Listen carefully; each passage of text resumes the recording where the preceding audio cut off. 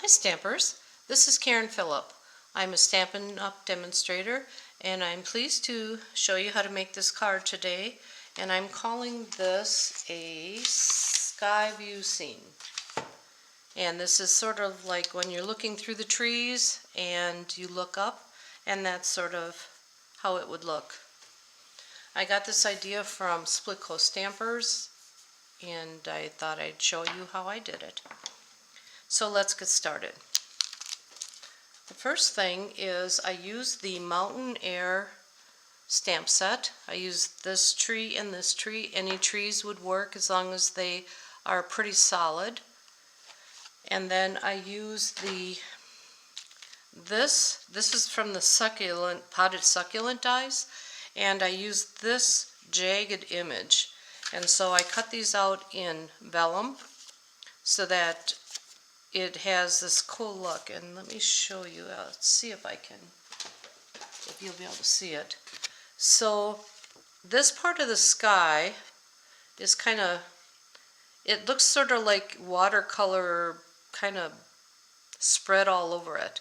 And you could do it that way, or you could do a smoother look with the look of clouds, and you can use this new cloud punch that we have, and then they would be more fluffy. I guess that's the way to explain it. And it's just such a cool look, and it surprises you when you're doing it. It's like, ooh, that doesn't look like that, but when you're finished it does. So I'm using blending brushes. I'm going to get a scrap piece here. And in the video that I watched, it said they use blue, 3 blue colors. But I didn't want to do that. I wanted to mix it up a little bit, so I'm using Night of Navy, and then a medium color, which is going to be Bermuda Bay, and a lighter color, which is Coastal Cabana. We will start with Night of Navy, and that will be our outside image. Almost did it on my... Oh, the first thing we need to do, I have a 1.5 inch-ish circle. And I put a little bit of removable adhesive on the back of this, and I put it down about 1 inch, so it's toward the top, but 1 inch on 3 sides of this little circle. Now this is just vellum, or you could use a piece of cardstock or whatever you like, just for a circle mask. Now we will put the ink around the edge of this part of it. So most times it has a pretty dark color that comes off. So I stamp it down so you don't get a big blob, and then bring the color from center in and bring it in a circle. So now I'm stamping it off, bringing it forward. And in the event you get darker spots, it's okay, because it kind of goes with the whole look of this card. So that you almost want that. So as you can see, I'm just going around the outside edge. And you don't have to be picky. The less picky you are, the more creative it looks. That's what I'm calling it anyway. Okay. Whoops. And again, if you get any of these darker colors, because I always forget to stamp it off. Oops, that one really went dark. But when it gets all finished, you'll see it. It'll add some dimension to it. So that's our first go at it.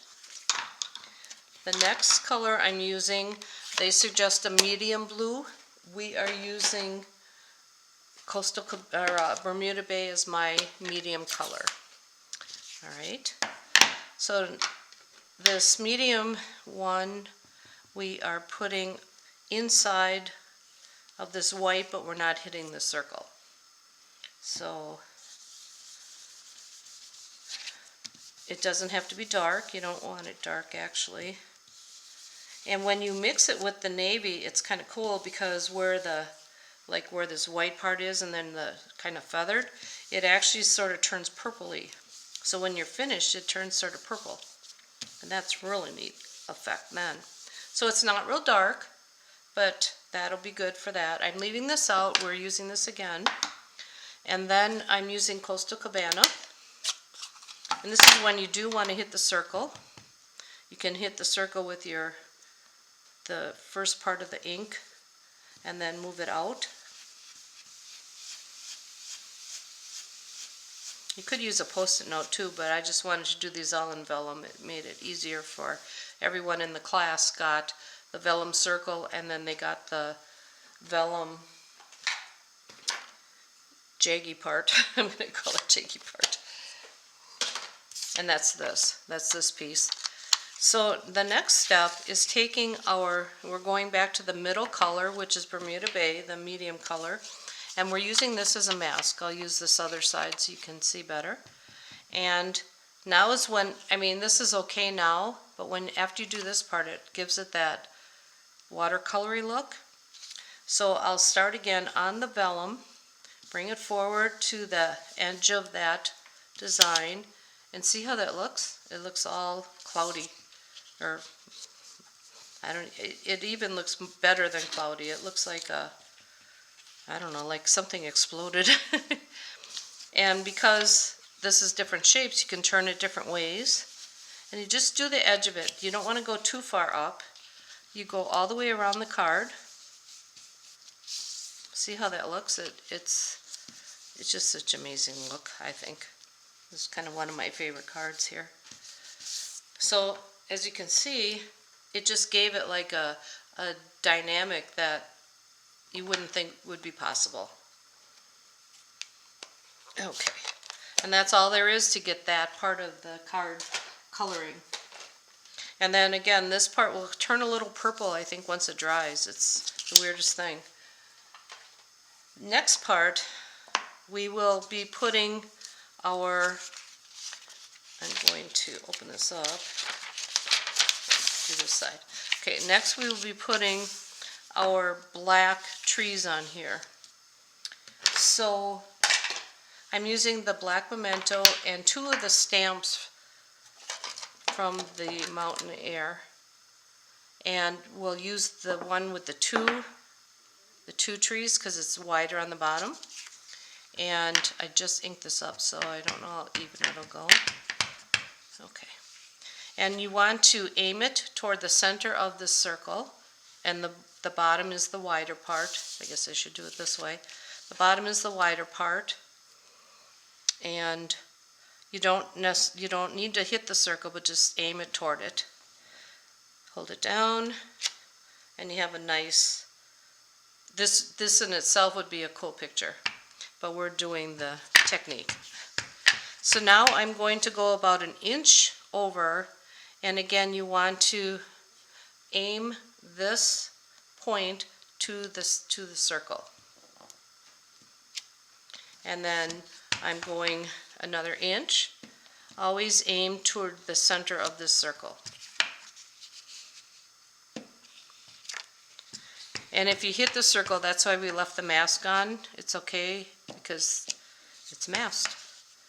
You just want to go just before the circle.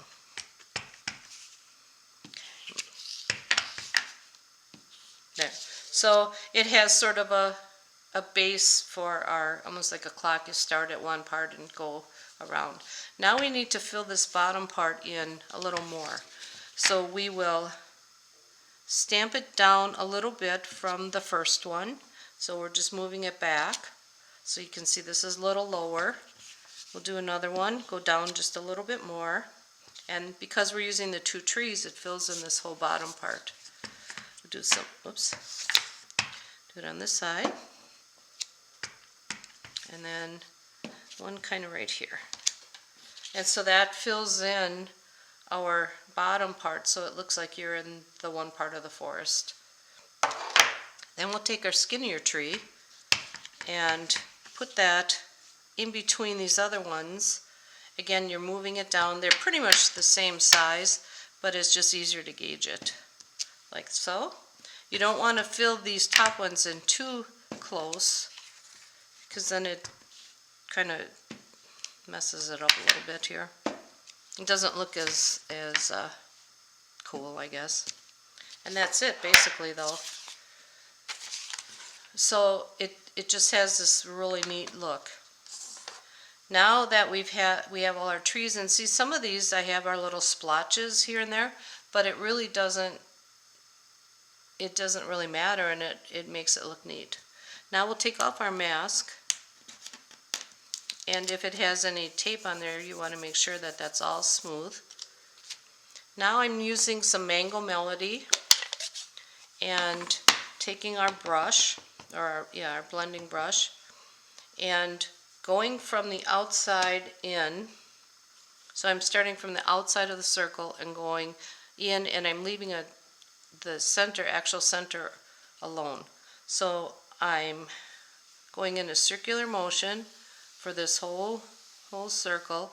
You can kind of see that there's a little white spot that I didn't do, and I am hitting the green a little bit, but that's it. Just real lightly, just to give it so it's not so blinding with the white. So now it's a sun. I guess it could be a sunset too, but we're calling it a sun. And basically that's the whole technique. Now we just assemble it to our card. I have a piece of Bermuda Bay in black. This gets assembled onto here.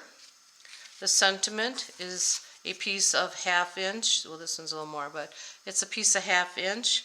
And just put it across the top. And put them all away already. So this is the results of the card.